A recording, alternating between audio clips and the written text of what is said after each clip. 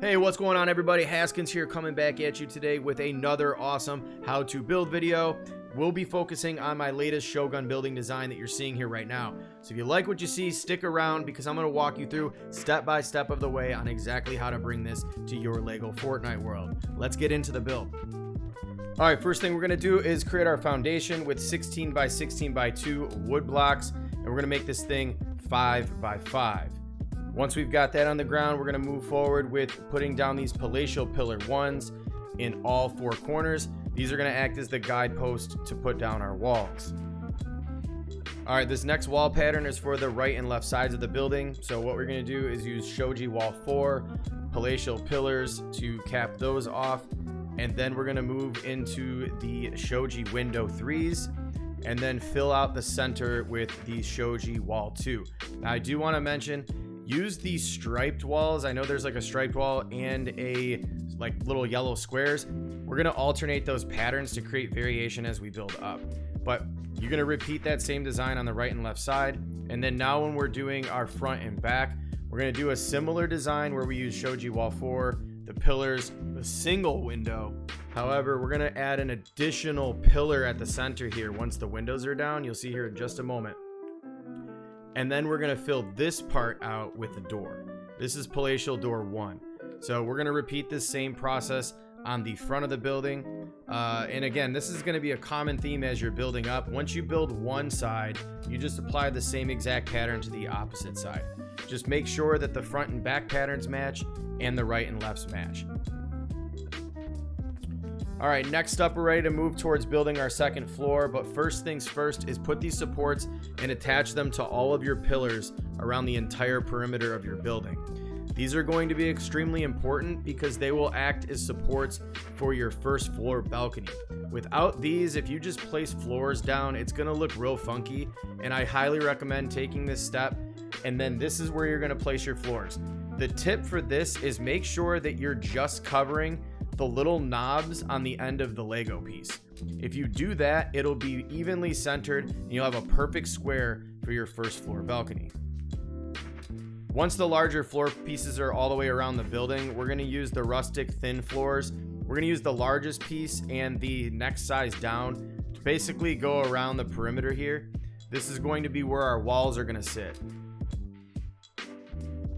Next, we're going to grab these pillars and put them directly in the corners. Now, these are the rear pillars. However, for the front ones, we're going to want to square it up, but nudge it forward 2 spaces.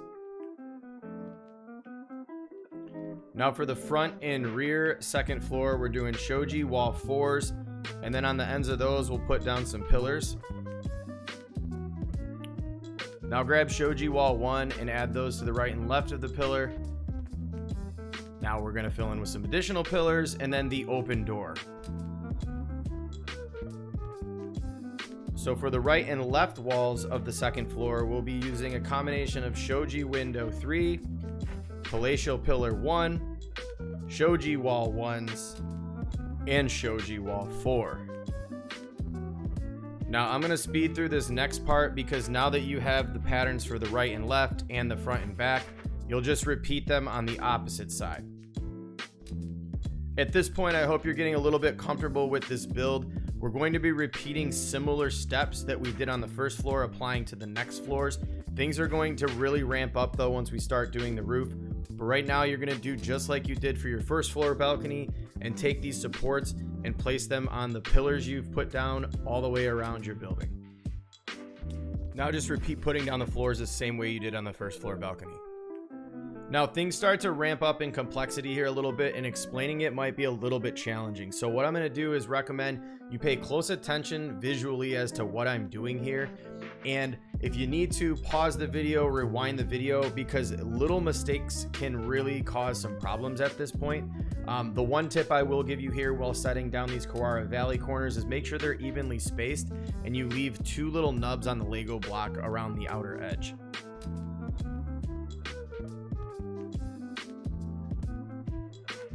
Now we can go around the outside and cover up these openings with the Kawara gables. I just want to point out there is a right and left piece, so if you're having trouble placing it, go back to your menu and make sure you're using the right side.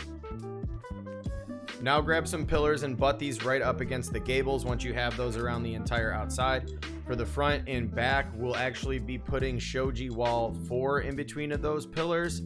And then for the right and left sides, we're going to use Shoji wall 2s and then put an additional pillar in the center.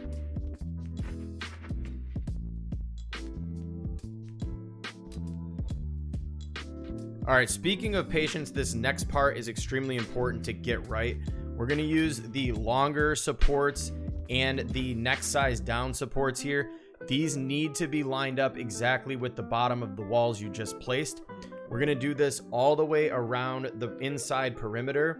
These will be supports to add the other walls you're going to need to finish out this next story of the building. This next part's very challenging for me to explain, so I'm just going to allow the visuals doing the talking, but just want to let you know we're using Palatial Pillar 1 and Shoji Wall 3 to build around the outside of the perimeter.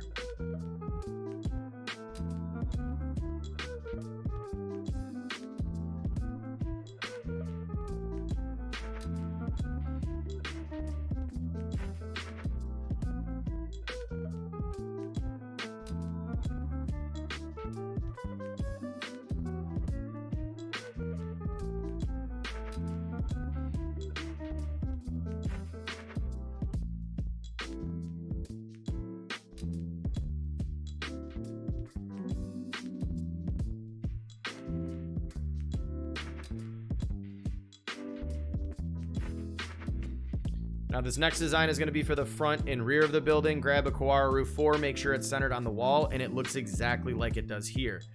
Once you've got that placed properly, right and left gables to cover the gap, and then place down a Kawara Valley in the corner edge here. Now once you have it lined up, you're going to want to nudge it one space over like I just did. Now you can repeat this on the other side, but make sure before you move forward that it's lined up directly center with this post. We're using Kawara hips for the right and left side, but when you place down your second one, you're going to nudge it over 6 spaces. That way it's actually centered on your wall like you see here.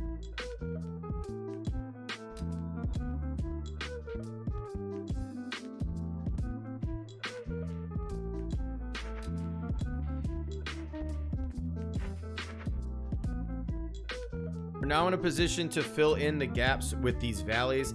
Make sure they're lined up nice and tight with what you've got going on here. If you can see right now, I actually just placed down and left the gap on accident. That's okay though. If that happens to you, like I said, you got to make adjustments. Just knock some pieces out and then put them back where they were and just tighten them up. As you can see here, I just readjusted and made sure they were flush with the other pieces. You don't really want any gaps up on the roof here because it's just going to look a little messy. So don't get frustrated if that happens to you. Just do like I showed you just here and just make that adjustment. At this point, you'll be left with some spaces up the middle. So we're going to take Kawara Roof 2s and we're going to drop that on the right and left side to fill those out. Now, I absolutely love these next pieces. These you're just kind of have to mess around, but as you can see here, you want to make sure they're centered, and then you can just snap 2 of them together. This adds a really nice touch. I haven't used these before. This is now my favorite design building using the Shogun style stuff. But as you can see, I'm just placing these down and making sure that they're center on that kind of like piece up the middle there. But you're going to leave a gap. You don't want these to be butt right up against the other set that I placed. You can see right here how I've got this. You want that gap up the middle to be very, very even. If it's not even, break it down and readjust, and then fill in with these Kawara Roof 3s like I'm showing you right now.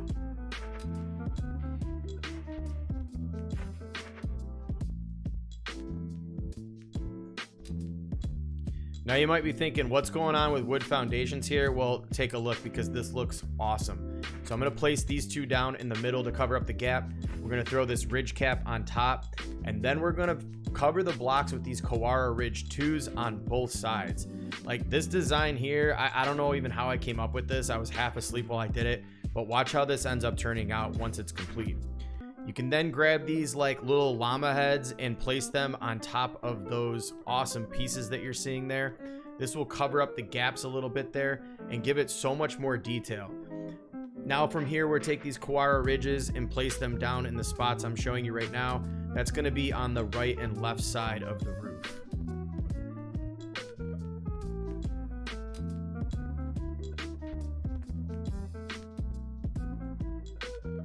Cover up the remaining pieces of those wooden foundations. We'll take the palatial supports with the little dangly charms again and add those to the right and left side, which is a very nice touch. All right, this next part is going to be building out kind of our like porch area. All you're going to need here is the 16 by 16 by 2 wooden foundation blocks. We're going to place those all the way around the perimeter of the building.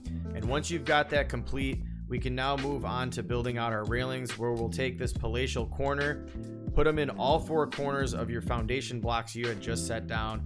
And once you've got those in, we can move on to start building out the actual railings, which are going to add a lot more detail to this. Now, I don't want to go too in depth here, but I just want to let you know that you can use any of the adorned rail sets here. You can use a combination of the longer ones, the smaller ones with the little golden knobs, and those little corner posts. Any combination of those is going to give you a complete railing all the way around the outside. Now, however, when you're doing in front of the doorways like I'm showing you here, I do recommend stopping and putting some stairs so you can actually get up there.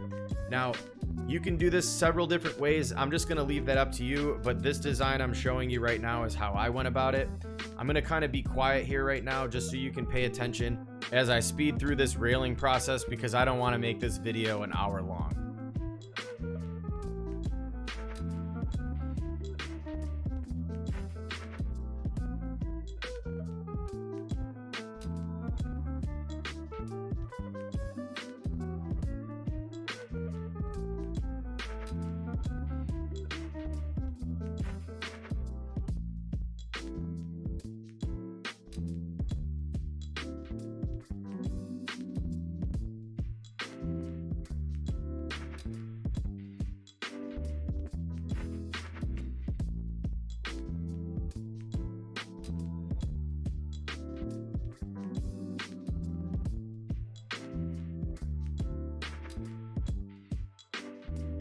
So as I just mentioned before that little brief intermission on the railings, this is the overhang for our doors. We can do this on the front and rear of the buildings by using rustic floor 3s.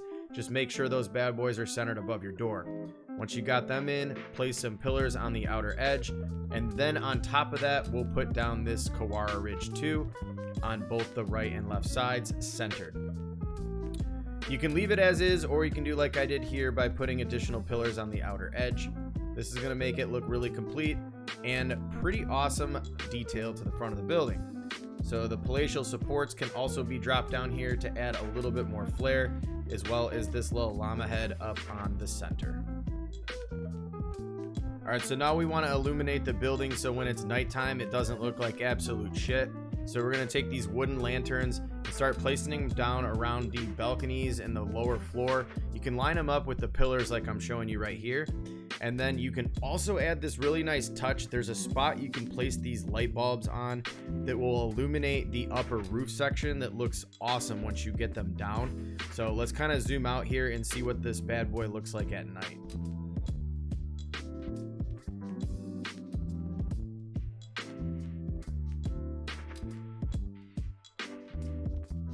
I won't be getting into any crazy designing on the inside. I just wanted to show you here that the way we set it up initially is going to allow it to be very easy for you to add floors for your second and third stories of this building.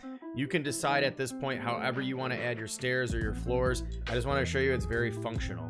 Also, this is a nice little detail you can add to the front of the building. It's something I did to the front, right, and left sides. Adds a little cool little walkway up to the front and how you can enter the building. If you enjoyed this build, go ahead and show me some support by giving this video a thumbs up and subscribing. I already have several other tutorials out there that I think you'll enjoy, so go ahead and check those out, as well as a lot of videos that I have planned coming out. So if you enjoyed what you saw today, trust me, you're going to absolutely love what I have planned for the future. As always, thank you so much for tuning in. I will catch you in the next one.